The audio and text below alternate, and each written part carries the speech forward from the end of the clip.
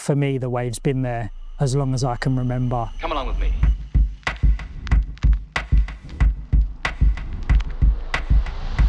I'll show you.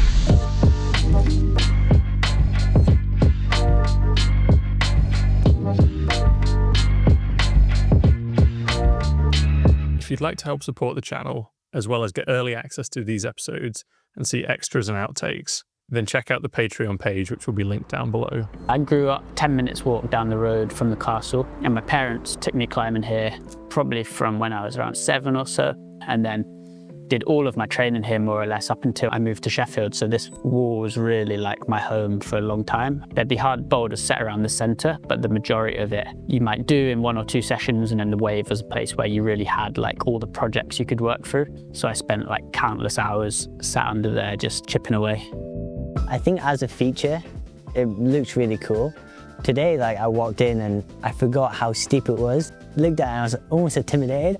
There's not many boards which are that striking. The wave stands out even more on its own just for like the nature of the angle. You can climb on the 45, as an example here in the forge, and be going well on it. And like when you go to the wave, you just get annihilated in a good way for those first few sessions on it, just because of that angle. I think it offers the climber a lot to develop. It's actually just a pretty incredible bit of engineering and building really to make it like that. I think it was made of loads of really thin 5mm sheets of ply, bent, and there was usually loads of car winches putting it into place and screwed in, and they just kept layering and layering and layering until it built the board. And I think because you have those changing angles, the steep bits, the less steep bits, the head wall and this really steep start, you train so many more dimensions than you do when you're just on like a fixed 45 or 50 or something. The fact that it's all like individual boulders is really cool. Like you don't just make up your own moves. Like when I'm training on a board at home, I'll always make up boulders, and then it's maybe a bit to my style, where this is like, sometimes it will expose you to stuff which you might not set. So that's really good training. It almost makes it like the crag in a way. You know, you go and the set's up for 6 months, you've got time to work through it and chip through it. And when you have a community of people all trying the same boulders, they get a bit of like legend around them, and like you want to do boulders and people know which ones are hard. With normal boulders, commercial boulders, they're up for like 4, 6, 8, 10 weeks, whatever the turnaround is at the climbing wall. The board sets stay there for longer, so like climbers can learn those skills, and it opens up a different aspect of climbing that you wouldn't usually get if you just stayed on commercial sets, alongside this other style of climbing and a different community, micro community within a community. So there's all these different aspects of boards, and it's so crazy because it's just this tiny one bit of like wall in a centre somewhere, but it offers so much to climbers if they want to open themselves to that and get involved. I think on this set there's really hard ones like blue and pink, and then white and red on the right, and then there's deceivers. There's deceivers like this guy.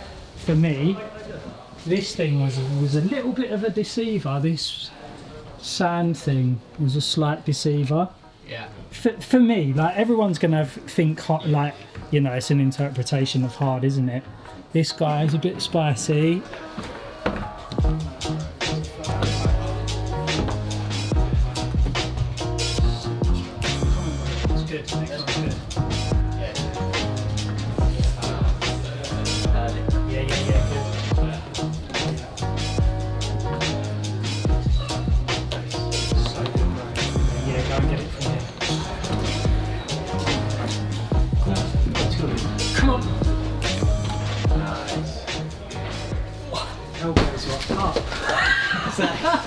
Yeah. Sick.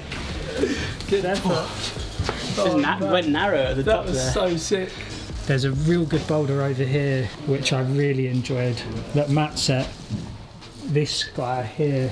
The reason I found this hard was because the first move exposed like a weakness for me.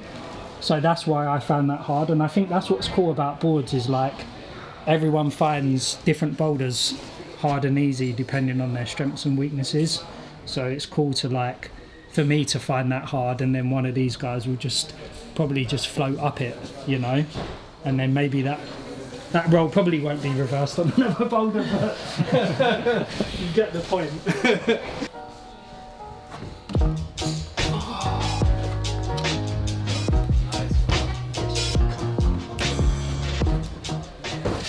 I've known both of those guys for quite a long time, and I've seen them develop as athletes and humans. So it is quite cool to still climb with them and see them gone off into the stratosphere. You know, as a route setter as well that sets on those boards, when we set really hard boulders, it's amazing to see them come down and operate on those boulders.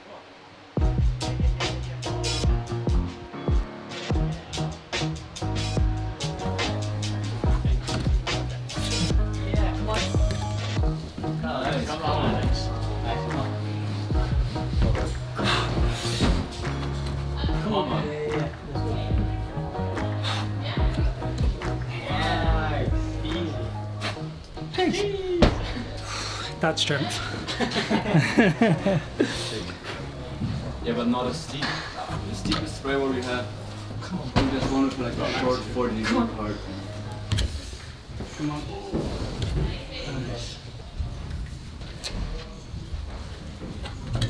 Come on, come on. Go on.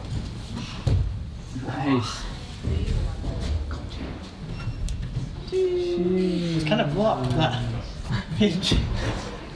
That's the difference between a normal human being and a World Cup don, if anyone wants to know. Yeah, I've just been doing a lot of slab training, a lot of running and training hard, and I just got unlucky, I think. I just like pushed hard off of volume, and I've maybe subluxed the cuboid bone or like have a stress response in my foot. I don't think a stress fracture, maybe just before that. Working with Huffy, he's like, okay, we need to be super careful right now. For now, it's just like fingerboarding, campus, and conditioning. I was really stressed about it. I tried to reframe it, and I was like, okay, how am I going to turn this positively? So I was like meditating in the bath for a solid hour, trying to find like my mantra or how I'm going to flip it. And I found like kintsugi is like the Japanese art of fixing broken objects like bowls or cups with gold. So I was like, okay, so my foot's maybe a bit broken. What is the gold I'm going to plaster it with? And I think that's rehab, meditation, like focusing on the things I can do, and then that will like make the final masterpiece what it will be. So that's what I've been trying to flip my mindset into, and it's helped a lot. It's got a naughty move like that thing. It's, yeah, but it's okay. It's just that for me sometimes, like I hold it a bit weird, but then the top move is cool off of the pinch. It's quite vertical. Yeah. Yeah, James, that's.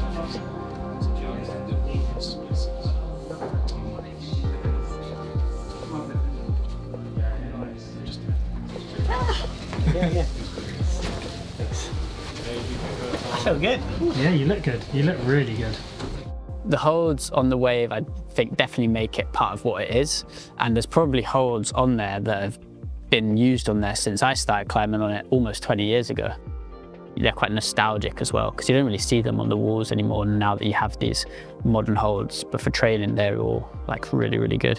They have history attached to them as holds themselves, but in the context of here at the castle, as training sets of grips. You know, the EP grips, the flames, some of the classic like sloper sets, we'll just refer to them as like pink and blue spots, and people would know what we meant.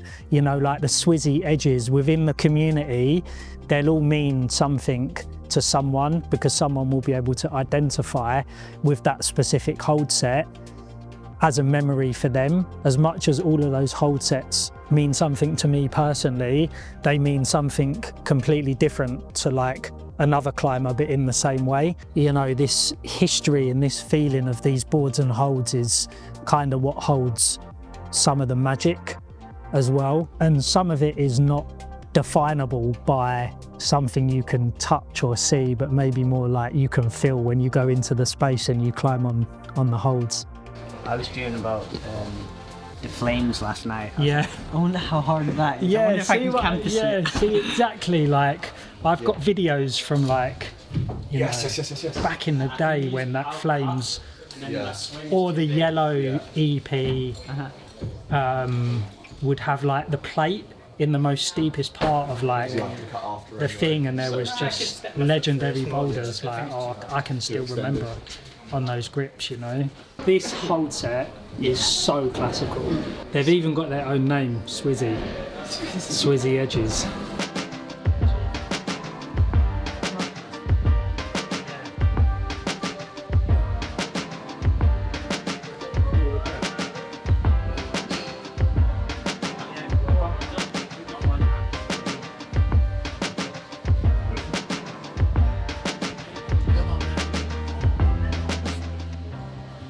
They need to be sort of like cast and then they can be re-poured because they're a finite resource now. Yeah, I know, If you break one when you're setting, it's a real error. It's a real problem. Like whenever I'm screwing on the flames, I'm like shaking, like putting the whole or the EP plate, piloting it first. or the EP plate as well. That top one. Yeah, I feel like when you break one of those grips, nothing happens to you like in real life. Spiritually, you're destroyed. Basically, you won't be able to sleep at night, at least.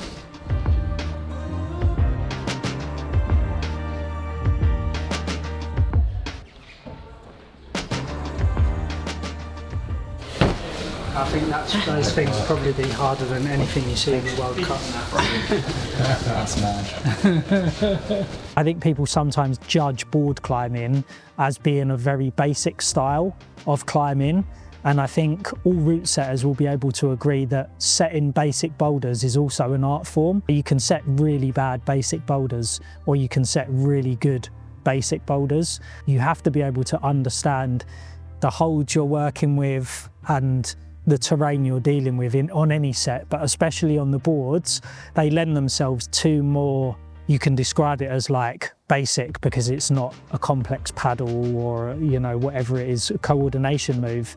And so I think the creative fatigue can set in earlier on those sets where it's like, I'm on my 7th or 8th boulder now, and it's another really hard boulder that I'm setting. I just feel like I'm setting the same move again, but when you come to test it, the board or the hold set or the experience through tweaking it, they just seem to have a different feel. They'll have different movement. And like as an example, we were just looking at 2 of those boulders that we climbed on, the pink and blue spots and the white and red.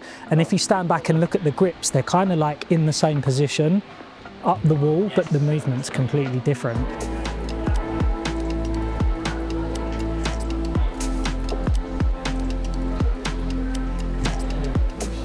I remember there was a comp here once and like one of the hardest boulders was set on the wave, and then I remember like coming in and hearing Tyler had just, you know, annihilated it, because when I was finding my own path, he was like a huge influence for me to know he was training on that board.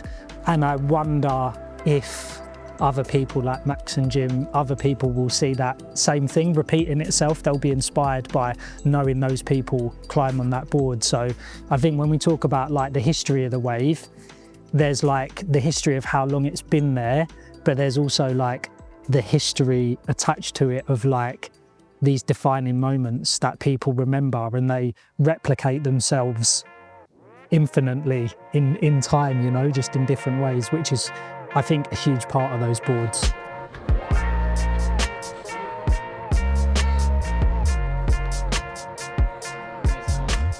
I mean, Max has just come in today and like basically just campused every single hard boulder first go. Some of them not even been climbed yet.